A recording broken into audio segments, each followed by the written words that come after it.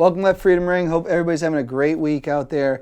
I apologize to all the Free Jacks fans and fans of the Jacks Rangers show that I was unable to provide a video this week, and I was not able to attend the game. But I also want to say that I, Dan from Merrimack, will not tolerate anybody slandering Jason Patras or Mitch Wilson. I'm trying to make that clear, and I know it was only one person, but hopefully they see this. But my guest this week, Anthony Brogna. Anthony, welcome to the show. Oh man, good to see you. Yeah, it's been a while. It's been a while. We've had you in studio. We've had you've done, all the Halloween episodes we've done online. We've talked about the Friday 13th. For sure. You've done them all. You're the fan of the worst Friday the 13th Jason there ever was. Yeah, you're not a fan of... Sackhead, one eye Jason, no? Well, I don't want to get too much into that. Yeah, we don't want to talk backwoods But we do know Jason. that the mask is the cooler version. But I do enjoy that movie. I've gotten into a lot of rivalries over movies. Like, Nick, he's the head of the studio. He got really upset when I dogged on Karate Kid 3 in here. To the point he attacked me on the stage. And did you get a crane kick? Or, No, the lights went out. I still don't even know what hit me. But he fessed up to it later. But yeah, it's been a while. So what have you been up to since your last appearance? Oh, I mean, from the last time we were on just talking like Halloween stuff, right? That was in the fall. Yeah, we did our rankings and stuff. So it's been a little bit of time since that. And then last time I was in studio has been years. Yeah. I think I said I wanted to lose weight next time I was on the show. And that didn't really do well over the last couple of years. So I'll say next time I'm on the show, I'll be in better shape than I am now. And I'll just keep saying that. But yeah, things are great. I'm a small business owner, so that keeps me really busy. Kids, family, it's a couple full-time jobs at that point. And your kids are in high school now. I see a lot of basketball stuff.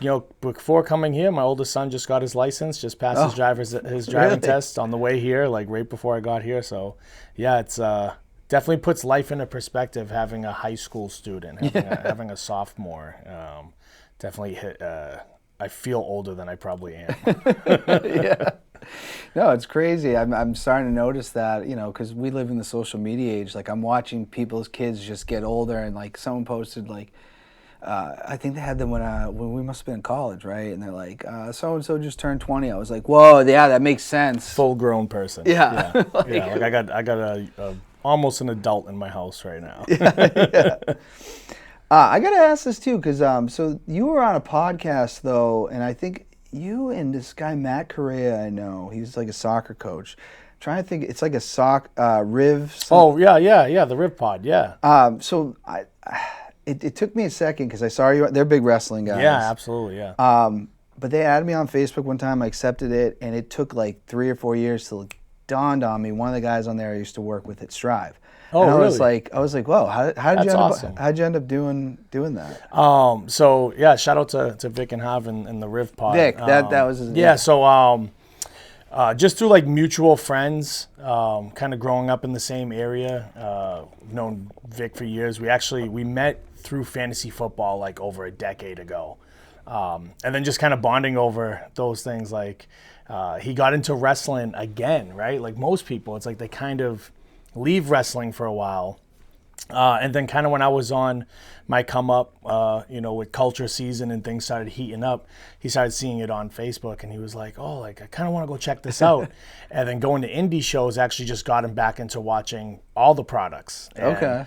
Really becoming a diehard fan again. And now his son is a big fan. And so he's a big Carmelo Hayes fan. So that kind of goes into, hey, same as you, you get to see these guys on the indies and then you see them kind of in the top of the top. So yeah, I got a great relationship with them. They use me as quote unquote their wrestling expert. Yeah, okay. Every 6 months or so is hey, come check in with me. I'm like, sure, whatever, whatever. Same as you. You guys are all good guys. So it's hey, if I can ever be a help and provide some entertainment, I'm here. Yeah, no, absolutely. I just saw that and I didn't make connections because Matt Correa was on it too, and he's the soccer coach. And I was he worked at Strive too. So one day I'm just sitting there, and I knew you guys had been on, and I kept seeing stuff, and I was like, why? I'm like, this guy looks familiar, and I hit up my buddy Fernando, And I was like, that guy worked at Strive, right? And he's like, yeah. He goes, you got to collab with them. So I'll have to hit Yeah, hit them definitely, up. definitely. Yeah, definitely hit them up, and I'll even put the bug in the air too, because I think a little combo thing going on would be awesome with you guys. Absolutely. And I mean, they covered they cover a lot of wrestling now. Oh yeah, yeah. They have a whole wrestling segment now on their show. Not to mention, it's pretty cool. It's segmented, right? So they do their soccer stuff. So anytime I'm on, because we do everything through like Zoom or whatever. I'm always like, invite me after the soccer stuff, because I have no clue idea what you guys are talking about right now. So just you could bring me in. We'll talk wrestling. We'll talk other sports. Just do the soccer segment first, because either that or cut me off and do it to finish. But you got to be on the bookend. Put the soccer on the bookend, as they call football, right? I know. Yeah, soccer's not my thing, and I know but they did have one thing they were talking about that I had to look it up. I guess they fired the Riviera College volleyball coach, and I'm like, I actually listened to that because he was the coach for 40 years, and I looked it up. I was like, oh, you don't say, So they got a good local flavor to the show. I like that. For sure. I want to ask this. It's springtime. Weather's getting really nice, depending on the hour of the day. But what do you like most, and what do you like to enjoy doing during spring? I enjoy the seasonal depression washing away a little bit, living in New England. I love spring. I think for myself personally, having two sons that play basketball, spring AU season is just as big, if not bigger, than their high school season, only because we travel more. So they're both on national teams, so we travel up and down the East Coast almost every other weekend, different tournaments. It's like an independent wrestling schedule. Yeah, it's awesome. It's awesome. So and to see them do it, I'm fully a dad. I'm such in dad mode, and their accomplishments mean so much more to me than anything I could personally do. So that's what I love about this time, just in general. But of course, getting out of the out of the cold is always the start brightening it up. From a business standpoint, I own a solar company, so this is where our business starts to really pick up. So not only am I working full time with that, but then having this travel. So it's actually probably the busiest time overall for me as well, on the personal front and the business front. That makes sense. Yeah, this is the time of year. Now, talking about the basketball, I think I saw a photo. Did you have to play against did they do a father-son game? Oh my gosh. So, so one of the guys that works for me brought to my attention the St. John's Invitational in Boston, and I think they were in their third year. So basically, it's a bunch of Catholic churches that put together teams within the New England area, predominantly Massachusetts. So you have a bunch of seminarians, you have priests, you have just parishioners, people that are just within the church, and so. He came and recruited me first, and, knowing I'm a tall guy, and I'm like, I'm not in shape for this. And he's like, what about your son? And I was like, which one? He's like, either. I was like, well, my oldest, I'm like, he's a 10th grader, he's a varsity player, he could play. And he's like, okay, we need to recruit him. So I'm like, so he kind of used me to get to my son, because I think he's seen his highlights and how good he was. Yeah. So it was awesome. I played in the tournament. Amazing father-son experience overall. I'd love to do it again next year with that same group of guys. But I will tell you, that was at the beginning of January. We're now at the beginning of May, right? Yeah. My groin just stopped hurting about a week and a half ago. And I didn't get injured doing anything. It was just the next day I woke up and I was so sore. And it took a while to recover from it. But a tremendous experience. Being able to do that with my son is awesome. But, he clearly is much better than me, and again, I'm getting at that age where it's I can't be that dad. It's hey, I'm better than you at all these things. No, now he's becoming a man, and we work out together, so I'm well, thank God I can still lift more than him, but I'm sure that day is going to come where his bench is higher than mine, and I'm going to have to deal with that conversation too. As he becomes more of a man, I become less of a man as I get older.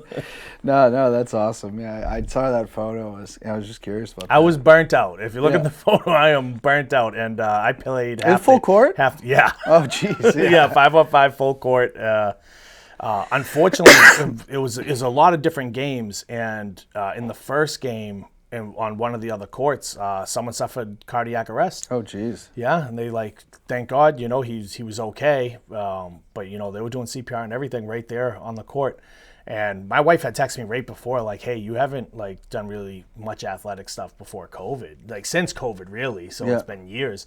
And that was her worry for me, was like, hey, just listen to your body. Even if you want to push yourself, remember at the end of the day, it's all good fun.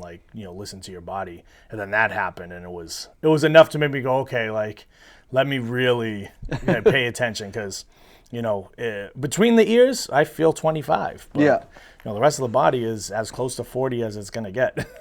Yeah, no, I mean, it does. I mean, I had a buddy pass away that way, 35. You just really don't know. And, I play a lot of softball. And we'll make jokes like that. And then, I hit a double or something the other day, and they're like, Dan's not going to run, blah, blah, blah. Did you hustle it out? I do all right. But or you put it deep so you could jog the double? There could have been a triple there. Okay, the thing is, but there's a lot of young players in the outfield. But someone made a comment, and he said, and I just went, well, you don't want me having a heart attack out here. And then I go, that might be real. Maybe it's not even a joke anymore. Absolutely, absolutely. It's scary. We got, as we get older, we got to listen to our bodies just a little bit more. Yeah. We're not as invincible as we thought we were. Absolutely. No, it's just part of aging, I guess. Growing up. We're adults now. Yeah. I graduated from high school. They had the 20-year reunion. I'm not into reunions or anything. And I was just sitting there, and I was like, man, that was, it does feel like 20 years ago. I think social media kind of takes away from the reunion aspect of it, right? Yeah. I feel like a generation before us that didn't have social media, the reunion's kind of cool. You probably haven't seen any of these people in the 2 decades since you graduated, or maybe you passed by them once or twice. But now, social media allows you to keep up with everyone, so it's I already know. Yeah, it's I already know what's going on. I know what you do for a living, how many kids you have, married, not married. You kind of already know. And I think that takes away from the excitement. So next year's my 20 year, and I probably won't be there. Well, so I went to Nashville High before it split. So I'm looking at the picture. I'm I know 50% of the people in the room. And I was I think I'd seen that person before. But there was a couple people in there. I'm I've never seen that person in my life. I'm not going to, it's just to me, I'm going to do a reunion just within friends. And it's just not my thing. You've been sharing a lot about this. I've been trying to catch up. I didn't watch it live, but what are your thoughts on the roast of Tom Brady, the greatest roast ever?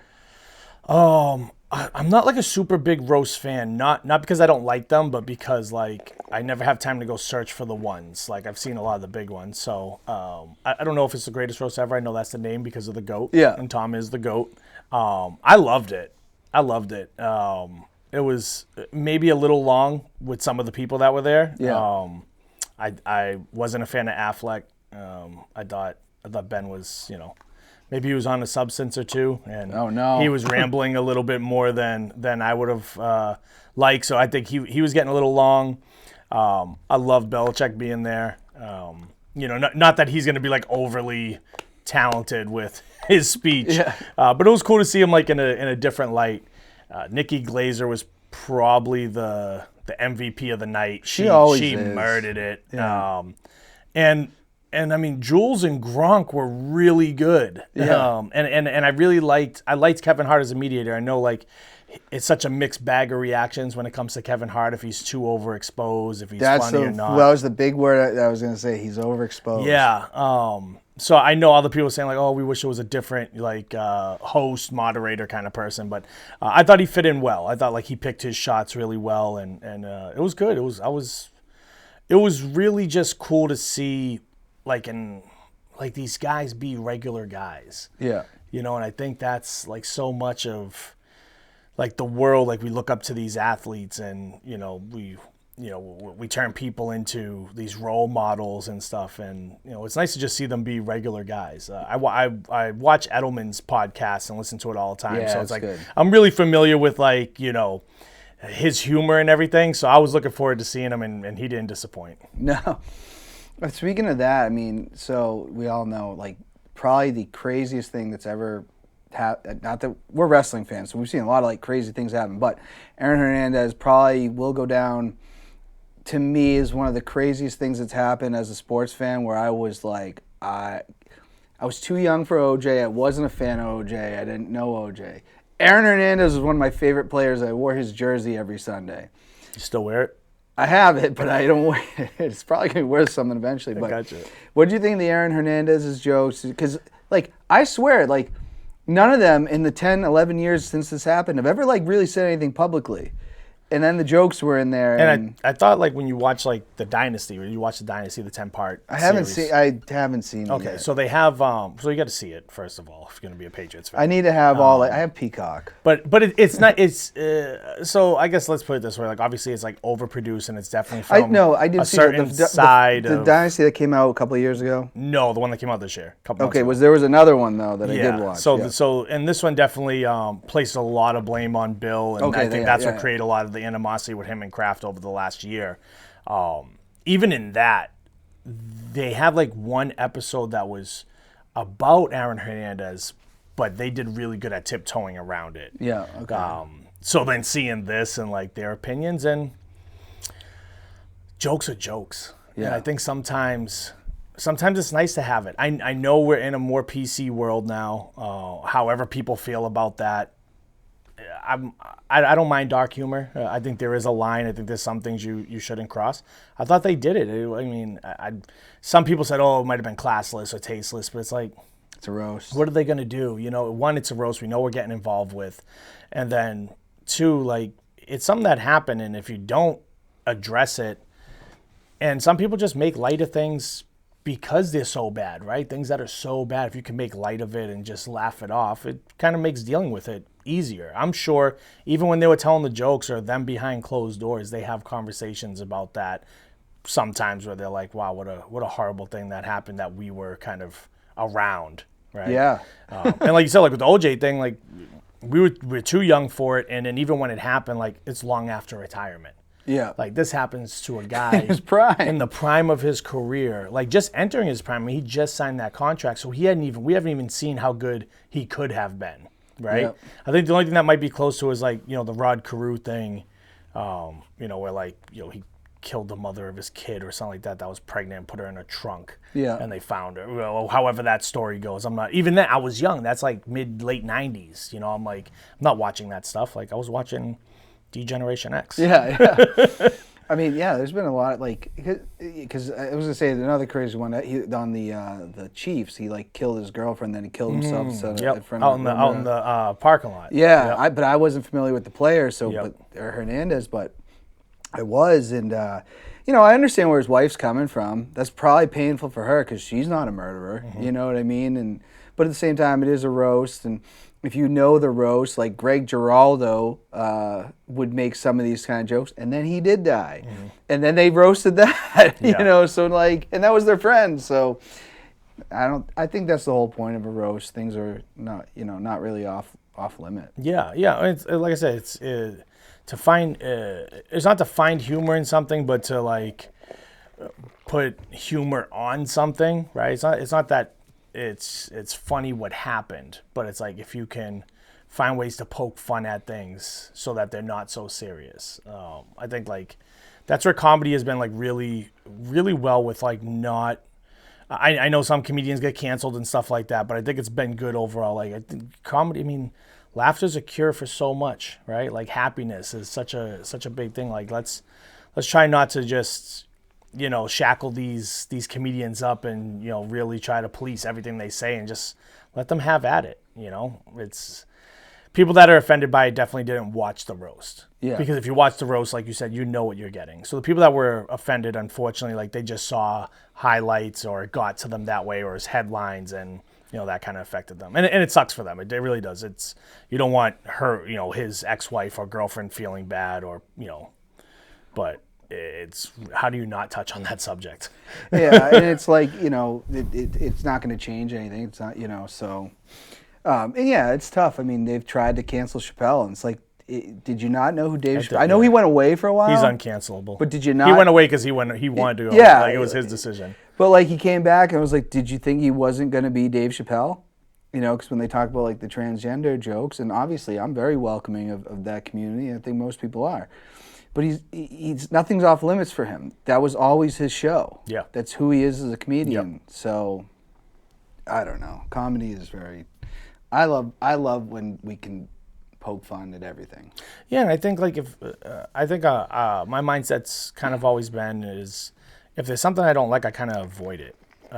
There's like this quote, old philosopher. I'm going to get it totally wrong. I'm not going to credit the right person, but it's like if you want to seek happiness, then like avoid seeking truth. Like don't look for things that are going to make you unhappy. I'm a huge victim of the WebMD searching. Like, I got a cramp, and WebMD says I'm here dying. we go, yeah. Right? So it's like, I've learned not to do those things. So I think there's times where, like, if you're not into dark humor, if you know things are going to bother you, it's best to avoid them. Yeah. Because I think they're going to happen anyways. You're not going to stop them from happening, so let's try to avoid it. Yeah, you don't have to watch. And Exactly. I was watching Dark Side of the Comedy. I'm really into that right now. I haven't seen it yet. It's good, and they did Andrew Dice Clay. And I looked at some of his stuff, though, and I was like, yeah, but that's not laughing anymore. Like, that's turning into a rally. Yeah. You know, and I think that's what killed his career was he couldn't get away from, like... People thought the character was a real person. Yeah. Like, people couldn't understand that that's a character on stage. Like, he found that. Like, if you look at him before he's in Madison Square Garden and then you look at him after, it's like those are just, he was playing with different characters until he found that one that struck a chord, and it was controversy. Because at the end of the day, like, I mean, he's not like this massively talented comedian. No. I mean, he's put up the numbers that these guys have, but like he's not a Robin Williams, right? Like he's not an Eddie Murphy. But he was selling out arenas like them due to controversy. So he knew how to play a role. And I think the lines got blended there at some point where people were like, is this real or not? Because some of that audience, it was real for them. Yeah. You know, yeah. When you're telling speak the language and people are like, yeah, speak, you know, it's like, that's because they start believing it. Yeah. Right? Now you start talking about like you're really lighting the fuse under people. Like his fan base becomes the people that they think he's really like that. Yeah. And now you're starting to turn into, you know, maybe you guys want to start bringing your pointed sheets to the shows, right? Like if you start seeing these racial things or these homophobic things, and then you're getting people that truly believe in the things he's saying, not looking at it from like a dark humor or comedy standpoint, and they're like just following what he says, right? And like you said, it's like almost inciting the stuff we've seen at rallies. Yeah, it's if we get a chance to see it, it's very like, yeah, I wouldn't want to be in that crowd, honestly. But I want to talk about this. So I went to WrestleMania 40. You were there in Philly. I think the proper term was XL. It was WrestleMania XL. XL is it was the biggest WrestleMania of all time. It felt that way. Yeah, it did. But this is my third WrestleMania, so they've all felt big. But me too. My third. Oh, did you go to the New York ones? No, I went the last three. This is my third one in a row. Oh, and really? It just happened to be all three. Oh, okay. So we didn't have any money when I was a kid. I didn't get to go to 14. Yeah. That was in Boston. Yeah, I didn't go. Yeah, you know, the beginning of Austin's era. You know, the real Attitude Era kickoff. And unfortunately, I talked to so many people that are like, "Yeah, you went there as a kid," and I'm like, "I wish." My cousin went. He brought me a T-shirt. I still have the T-shirt. It's a vintage T-shirt. I got a buddy that's like, "Yeah, I went there on like a birthday party. I'm not even a wrestling fan." I was like. So jealous. I was like, do you know what the first wrestling show I ever did go to was the night Foley won the title? Oh, really? That was the first. It in Worcester? Oh, Lowell. It was in Worcester. Yep. That was I was there as well. Oh, you were? Yeah. Yep. And I remember just being like, they had the title. Now, I thought, no way he's going to win the title. And I thought, no way he's going to do it on a taping because it was taped at the time. And then when he did, like... that's a pay-per-view thing. So you're like, there's no way. Chance, you know? Yep. That was definitely got to be, and I've met Foley twice, and every time I meet him, I bring it up. When I think that's like the great thing of like just growing up in this area is, you know, we're kind of like the home for WWF then. Yeah. Right? So it's like they were in Lowell and Worcester every other month almost. Like that was just kind of the loop is they were, you know, until the big money started coming in like 98, 99, all the stuff in the mid 90s was really regionalized here, even though they're kind of an international company from a TV perspective. All their shows are being built right here, and we're kind of witnessing like them becoming the juggernaut that they became. Yeah, and I mean, in the 90s, like there were times before like the Attitude Era, they would have Raw at like a high school, which is kind of crazy to me to think. Like, but yeah, you getting down to Philly. When did you went down Thursday? I got there. We had the snowstorm. Yeah. Snowstorm began in April. So my son's birthday was Wednesday, my oldest son. And it's been tradition since he was 1 year old that we've always watched Mania together. It's just always been a tradition. So even the last couple of years when I went for first night and I came back for second to watch him because I was going by myself the last 2 years, only because of travel, like Dallas and LA. It's a lot to bring the whole family. So I'd always come back to watch the second one with him. So we were going to go Thursday, and we saw the forecast. And it was like 9 o'clock at night on Wednesday after his birthday party. So he had some friends come over. We cut some cake, whatever. He's turned 16, so he don't really care about like a big birthday party. And then we looked at the forecast. I was like, we got to go.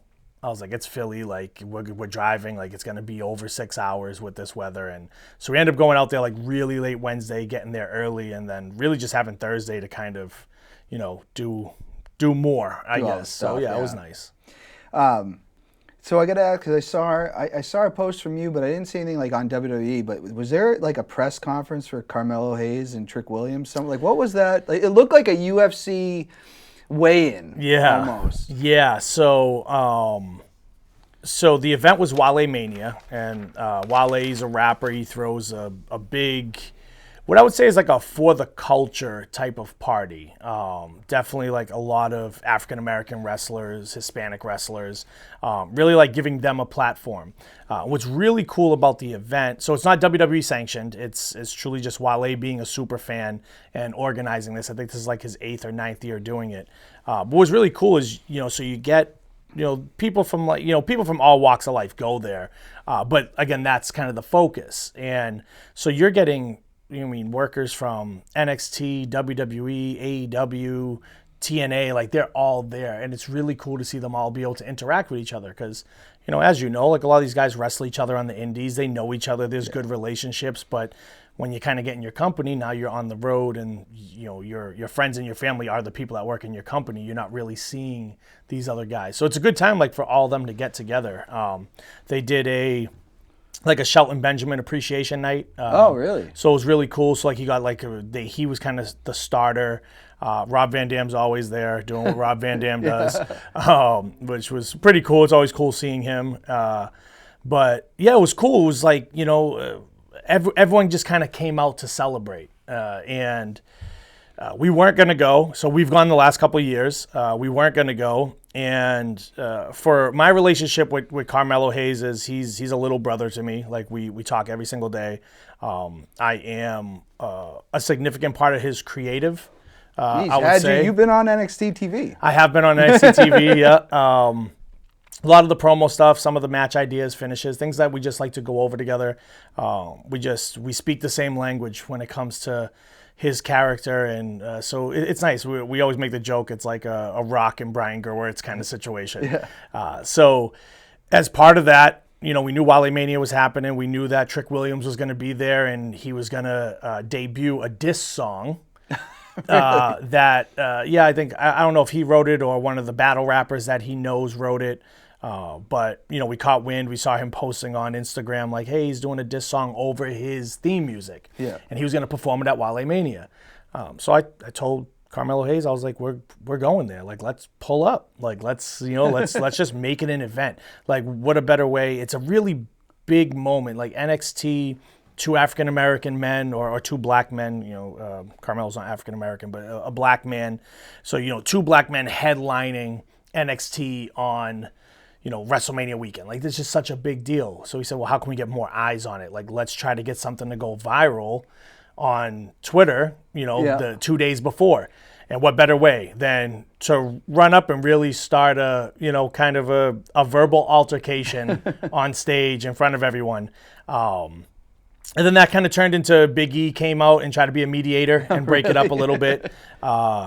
Me being me, I wore my Celtics hat and we're in Philly. So we were heels all the way. I knew it right out the gate. I knew we were getting a lot of bad looks and it was just me and him, So I said, hey, whatever happens. I got your back, you got mine. Like we'll make sure we get out of here alive, but let's go and have some fun. So Trick was performing, and Carmelo grabbed a mic and cut him off, and really they started running each other down on the mic.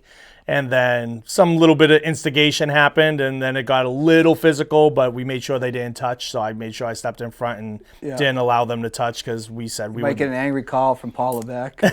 yeah. And I think that was the biggest thing that maybe they were worried about is like, hey, we can only do so much without it like overstepping. And because it's not a WWE sanctioned event, we don't want to go that far. And it was awesome. It was a good time. It really was. Yeah, I saw that. I was like, and that's what it looked like. It looked like, the UFC type way and things. Yeah. They got their entourages with them. Yeah, we thought about maybe throwing a chair or something with like too many bystanders. Yeah. But yeah, it was really cool. And like I said, it's really cool to see. You got, some retired wrestlers, some guys, some vets there. Like I said, like Shelton and MVP are there, and you're running into, we're hanging out in the back, and it's, it's funny. I'll send you the picture. So, I still call her Mia Yim, but Meechin, right? She took a picture with Shelton for like honoring him. Yeah, they're like buddies. In the back, and what do you know? It's like, hey, there I am photobombing them, because we're all in the same dressing room together. And I'm like, of course I'm there. But what's really cool is like we're in the dressing room, and it's them, and obviously me and Carmelo and MVP and Keith Lee, because obviously him and Meechin are together. So it's cool. It's like, oh, well, now Keith Lee's here, right? And it's like, here's a guy from another brand, and he got on camera somewhere with. He did during the Hall of Fame. But again, because it goes back to everyone's friends. The tribalism is only between the fans. It's terrible. Like from a fan perspective, these guys hate each other. It's Tony Khan in his own mind, for sure. I think. Yes. Yes. I got my own opinion on Tony.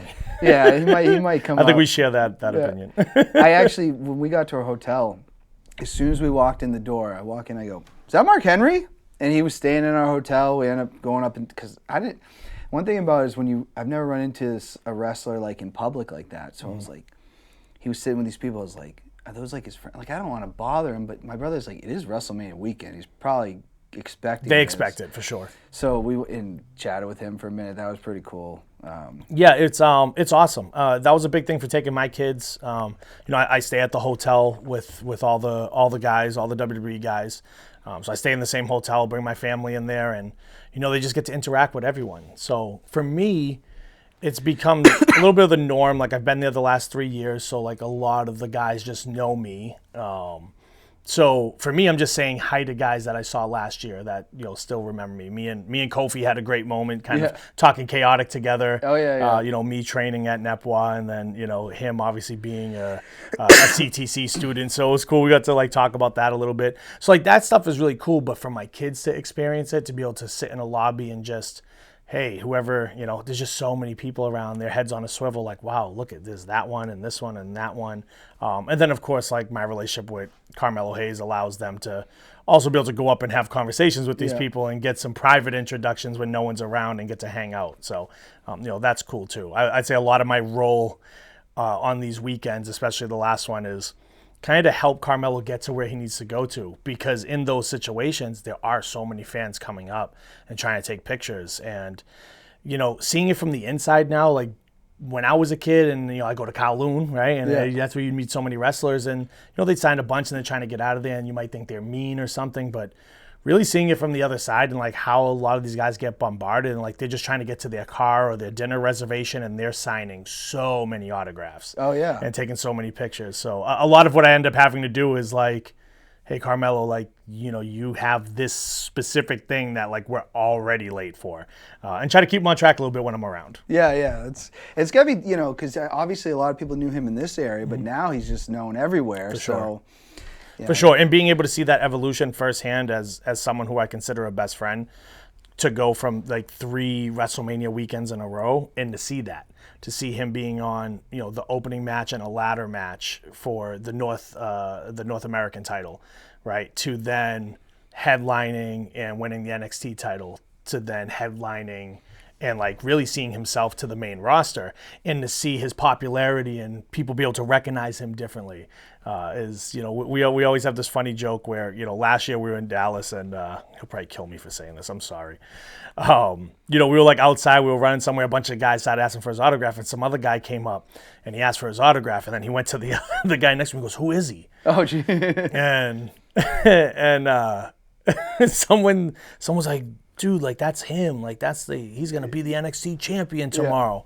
And then he's like, "Oh, I thought he was Montez Ford." Oh, jeez. Okay. And it's been a running joke every time I see him. I'm like, "Montez, can I get your autograph?" Yeah. So then when I saw Montez, I told him that. I'm like, oh, it was just like a good running joke. So, but to see his popularity increase over all that time is really cool. He got in there, and really they got him on TV, and he was off and running. For sure. You know, which was like people around here, like I was seeing other guys get signed and go, "What? How do they not? Am I like?"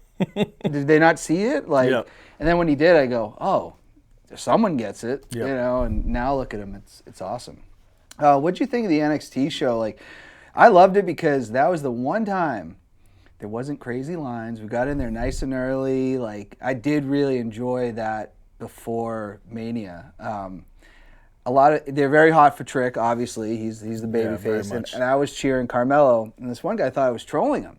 He's like, "Dude, what's your?" I'm like, "I'm wearing a Carmelo Hayes shirt." And I go, "I've been watching that kid since he was like, 20 years old." He goes, "Oh, all right, But yeah, what'd you think of the show? I liked it. I thought it was, I knew going into it was going to be Carmelo's last big one, before he had his last, kind of TV moment. So I think it was like kind of celebratory in that sense. Like we're like, hey, like we're doing it. A little bit of craziness beforehand. His gear maker couldn't get his new gear to him in time. Oh no! So we came up with an idea to airbrush basically like a biker vest. And everything we had been doing for his character and talking, spitballing had been really based on Eric Killmonger from Black Panther. Okay. It's like we really wanted the feeling of him and Trick to be like Black Panther versus Killmonger, and that was a lot of our inspiration, like when we were just shooting the breeze and running promo ideas by each other. So I said, hey, like his original gear was supposed to be Killmonger inspired, and then the gear maker couldn't get his gear to him in time, and he found out the day before the event. So we rushed around the motorcycle shop. Now we're in Philly, so bike culture is huge there. So we wanted to do something that was paying homage to the bike culture of, like, the street culture of Philly and the bike culture. So we found a motorcycle shop that was open. It was like 6:55. They closed at 7. We had to do the me and my wife had to play the do you know who this is? You got to keep the doors open. There's an event tomorrow, WrestleMania, you don't know. So we kind of pulled the pro wrestler card with them to get in. So we ended up getting that, and then we wanted to, so now we're rushing to find an airbrusher, and we wanted to be authentic. We're like, hey, we want someone that's like an authentic airbrusher from Philly, and luckily we found a place. He was like, I'll do it overnight. Come pick it up in the morning. Call time for NXT is like 8 in the morning. So I was like, hey, I'll go pick it up. So I had to go pick it up. We posted a picture on Facebook, my daughter guarding it in the back seat. So we hung it up. She was like taking care of it. And then we got to the venue, and I'm trying to get a hold of him. And security's not letting me go in the back door with this vest on and stuff. So it was a little bit of a work, but we got there. We had to put some work in, but we got there, and he got to wear it. So but I think overall, I think I'm a little disappointed in the match itself. A little short. I think it was short. I think the little bit of lack of excitement. I think where Trick is in his career, he might not be able to do that level of match yet. That I expect from Carmelo Hayes, like, one of those, what we call banger. But I thought it served its purpose. And like you said, the crowd's hot. And a lot of times when the crowd's hot for someone and they're that over. The whole place going, whoop, you got to kind of play to that and know that's what it is. But I do wish that that match would have been something a little bit bigger and better than what it was. But overall, I thought the show was great. I got to see it from the crowd this time. Last year I was backstage watching it on a TV monitor, so it was really cool. Had my whole family there, and we got to experience that for him. It was cool, and it's such a good thing because they were together, they split, and now Carmelo can move on, and now Trick becomes the number 1 guy in NXT. Yeah, for sure. Yeah, now he has time to build himself up, and we get to see Carmelo by himself and do what we all know he can do. Yeah, and they put him right with Cody.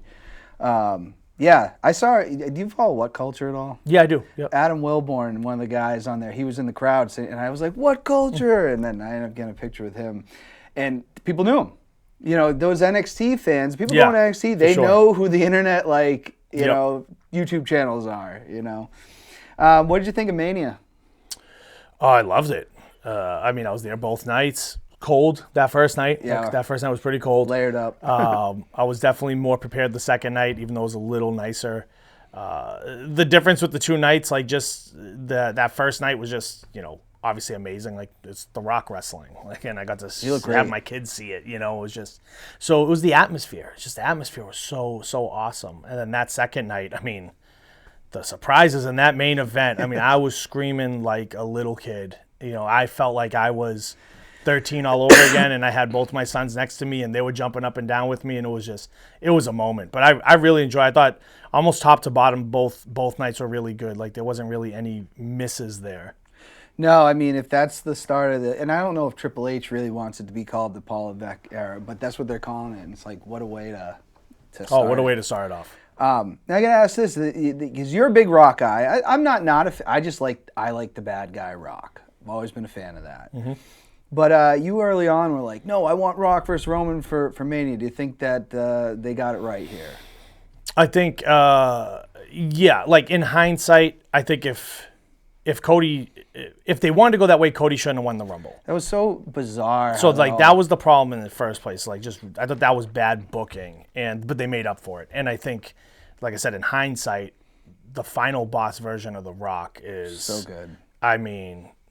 His aura. And that's the word that the kids use nowadays, aura. Roman is one of the greatest, if not the greatest, of this generation. And when he's in there with The Rock, it's like he don't even exist. The Rock is just that good. And he just commands it that much that Roman just takes a back seat to him. So I like the version that I ended up becoming. I really wanted the head of the table versus, the high chief version of The Rock, because he is a real high chief. He's been honored that way. So him fighting for the head of the table would have been cool, and they could have probably had the rematch at SummerSlam, and they could have built something with it. But I think seeing what it turned out to be, and that version of The Rock, and then us getting the cameos that we got, no one's expecting the Undertaker's music to hit, right? You're in the building, you must have been going nuts. They started chanting Austin in our section. Everyone definitely thought it was Austin. My section was the same way. And then seeing all the reports after, it was supposed to be. It just wasn't. There was just a financial disagreement. When they hit the Shield music too, I was like, no way did John Moxley leave. I think everyone was looking around like, it's Dean Ambrose. That's what everyone was saying, Dean Ambrose. Yeah. And I was like, for me, I was like, where does he fit here? Why would he go after Roman? There's no reason to. It would just been a pop, but I was thinking to myself, was he really didn't like being there. Yeah. And he likes AEW, so I was like, there's no way. And then but I do like the long-term thing where Roman hits Rollins with the chair the same way Rollins hit him. That's what cost him his title at the end of the day, was the revenge, right? That is, when people look at wrestling from a surface level, and sometimes if you got to dig in, and you got to really see the story that they're telling, and that story is tremendous. Talk about a callback, right? And I think that allows so much more for the future, because there's so many shenanigans that Roman technically doesn't lose clean. So there's still a built-in story there. I think the difference, what we're going to see, is Roman's going to be a massive baby face when he comes back. Oh yeah, they're really. And I think that's going to hurt Cody, because you can never satisfy fans most of the time. A lot of these fans. But I think the next day immediately people are already like, so what's Cody going to do? I think you had to finish that story though, because to me, going into WrestleMania was after he lost last year, I remember being disappointed, but I was like, okay, maybe it was too fast. Mm-hmm. And then everything this last year was they got to get back to that. And that's what got me, is they got back to it, and now we're going to go and bring in The Rock out of nowhere. Because I'm down for Rock versus Roman, just not this year. Well, now it's more like you might get the reverse of what we thought, and we're going to get final boss heel Rock versus babyface Roman at this point, I think is what we're going to end up getting. On top of, we're going to get a Cody versus Rock match that I think was never in the plans originally until we started seeing the story going the way it's going. And now it's like, wow, we kind of got a bonus story out of this, which is Rock and Cody. And what a better way to, put Cody on the pedestal that he's on and keep like increasing his stardom is to have him, beat The Rock next and then go on from there and whatever it may be. They're really rolling on all cylinders. Like everybody that's been associated with the bloodline, maybe not Jimmy Uso, but everybody has like, you look at Jey Uso now and it's like, he went from being, and this is real. People didn't know the difference between the two of them. Mm-hmm. And now he really is, man. I mean, that reaction he got in France was like, that his was reaction is massive. He's definitely like solidified himself as a singles competitor. I think when you look at it, it's like, but Jimmy's coming back as a baby. So are they getting it back together to face this new bloodline, right? Like, what does this look like? That's now? what you got to, and he's going to have to do something. I think it's exciting. I think there's, for a long time, I feel like wrestling was predictable under Vince McMahon, and like we just kind of knew what was going to happen all the time. It was like, and now you're kind of looking at it like, what does the road to SummerSlam look like? Like, what's actually going to happen here? It's just getting better and better. And I think that, I think things have to evolve. Like Vince, it was just over. Mm-hmm. Like he had seen things a certain way. Like the Belichick era. Yeah. Just sometimes it passes you by. The business had passed him by. And Triple H really, he knows what he wants. And you see him in so many interviews where he wants to hear from the talent. And he wants their perspective on things because he knows like he can't come up with everything on his own. But if they can work together and it's a cohesive unit, that's a sign of a great leader, as opposed to some other leaders that just let their guys do whatever they want and there's no continuity. Chaos. Yeah. And the other thing Triple H does is he listens to the fans. Like they got that CM Punk deal done specifically, I believe, because he knew the fans were going to be happy with Chicago, that. big deal. Yep. And he made it happen. They did it within like a 24-hour period. Hearing that story is just crazy. Yeah. And just unbelievable. Real quick, I want to ask this because you went to WWE World, right? Yes. And I think you got some pictures, or your daughter met Bianca Belair. Yep. What did you think of that experience? We didn't stay long. It was just, the lines were so long. We had no idea how to gear up for that. For sure. And, but what did you think? I think if you've never experienced WWE World, it's like you almost got to... It's just like there's too much. There's a lot going on. It's like you need like a YouTube video on how to go navigate it. So we had like a VIP pass. Like we ended up going for 2 days. I think that helped. Now, obviously, I'm spoiled because of how I get my passes and stuff. Yeah, like the things got a I friend. Can do. Yeah. So things I can do, like it allows me to do more. From a fan perspective, the money that you pay to go there for 1 day, you can't get it all done. I thought was really cool is they have like the in your house set and like you have the sets there. But there's so many different things going on every day. You almost have to budget to have the VIP pass for every day and experience everything, because they have panels where they're talking to someone new all the time and you get to be intimate with them and listen to them have an interview done. They have the Pat McAfee show there. I was there when John Cena and Cody were on it the day after on Monday. It was chaos. Yeah. But I think there's a lot of good exhibits. I think they could do more. I think this is just the beginning of it. I know the show on A&E, the Treasure Show, Hidden Treasures. Yeah. I think a big part of that show is they're trying to find products that they can put in the WWE world when they travel, because I say we because we're wrestling fans, but like we as wrestling fans don't have a physical Hall of Fame that we can go to and see this stuff. No. So they use that WWE world to be able to showcase a lot of that. So like the Attitude Era section, I was in love with going. I mean, I didn't even see that. I was taking pictures like a little kid. I mean, they had everything in there, like ring worn gear and like a piece of Austin's truck that he back body dropped D'Lo Brown on, and like just really cool stuff.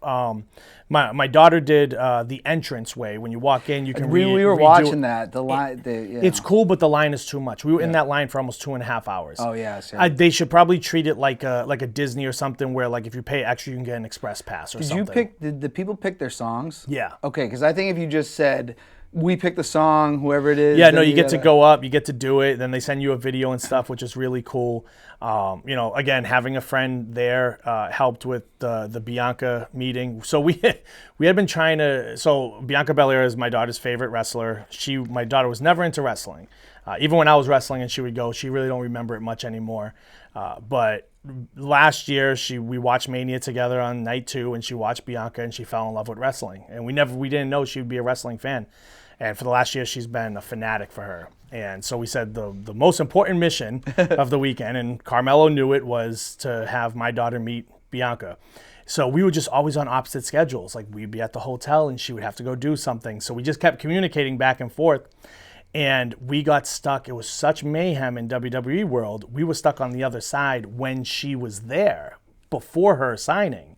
So she was like, yeah, like, bring her over right now. And we couldn't get there before they pulled her away to her signing. So, what was really awesome about it is, we walked up to the side. Bianca stopped the whole line, asked my daughter to come up, and basically cut the line, which was really cool, and then took her time with her. Got down on one knee, had a real conversation with her, took some pictures with her, took a video, and it was really, really cool of her to do that.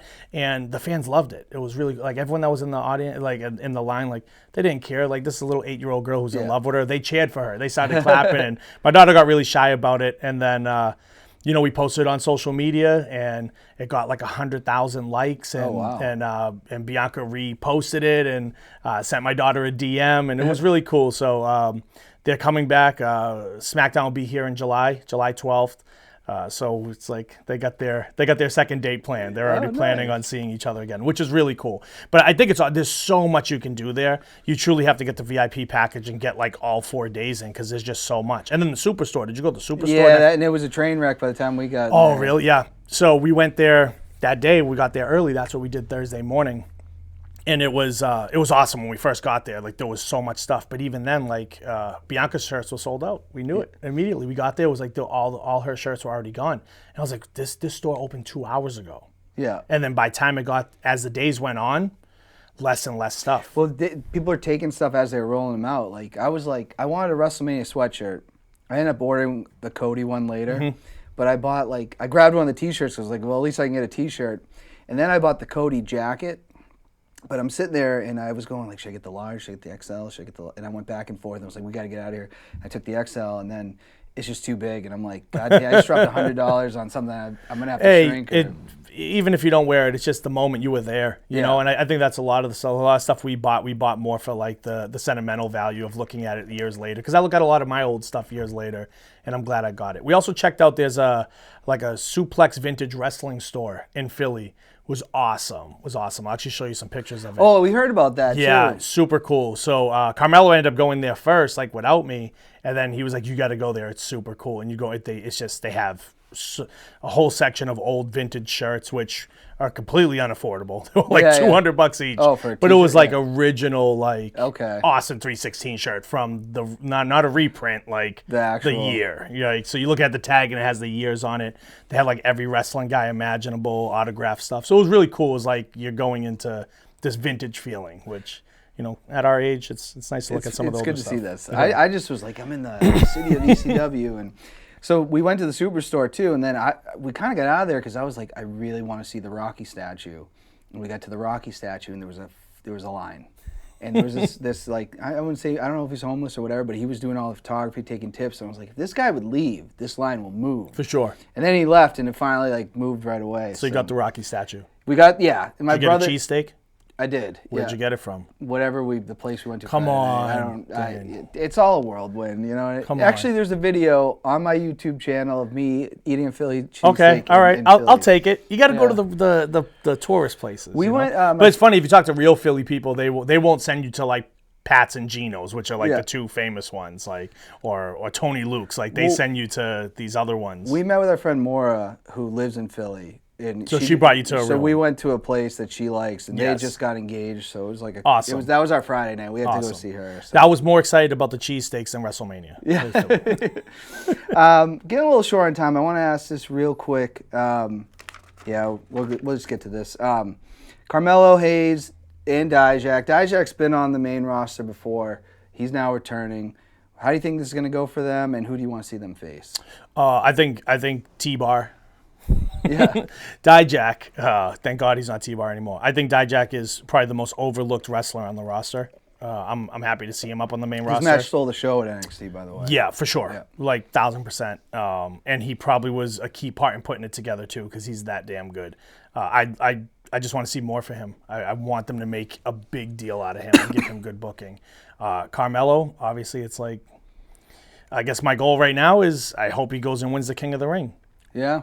And then after that, let's go take the U.S. title off Logan Paul. I think that should be kind of what's in his sights. And then, from there, it's, you go after the big one. But he's first round draft pick, and he's going to make a name for himself. He's going to make sure that people know he's a big deal. I think that it looks like they're going to put him with Lashley first, which is Be cool. That's a Be good. cool. They've been having a little Twitter war back and forth too, Yeah. Which is really funny. It is wild though to see, and we've seen, Ivar, like guys that I saw in Chaotic that made, like seen Ivar. I wasn't around when Kofi went and Dijack, but I think Carmelo may be, out of all the people I saw come up, getting the biggest, feels like the biggest star going to the main For sure. roster. I think even almost anyone that I can remember in recent memory, like I said, first round draft pick, you're facing the WWE champion the first night you're there. Clearly Triple H is putting him in a position to either prove it or just, hey, we're investing in you, like we want to show you that we are. So I'm looking forward to seeing where his story goes. And of course, like I said, we collab on a lot of stuff. So I'm very excited for phone calls that he's going to give me and says, hey, do you have an idea for this? And I look forward to that. That's really cool that he's gone there, and he and he's one of those guys. I know you're a friend of his, but just as like a fan, he there was a time where he was already signed, and I needed a little write up for Leo for this show, and he's like, let me get it to you tomorrow. I was like, I actually need it today, and he did it in like 2 seconds. And very genuine person, most genuine person I know. He was 100% was like one of the better people with fans, and you're happy for people like that. For sure. For sure. But anyways, Anthony, this has been a blast. We'll have to Absolutely. do it again soon. Always. We'll definitely have to get you back on the live streams when Halloween season's around. Oh, I'm too. ready. So, I'm ready. But everybody out there, have a wonderful rest of your week. Weather's getting better. Spring is here. But keep your heads up and continue to let freedom ring.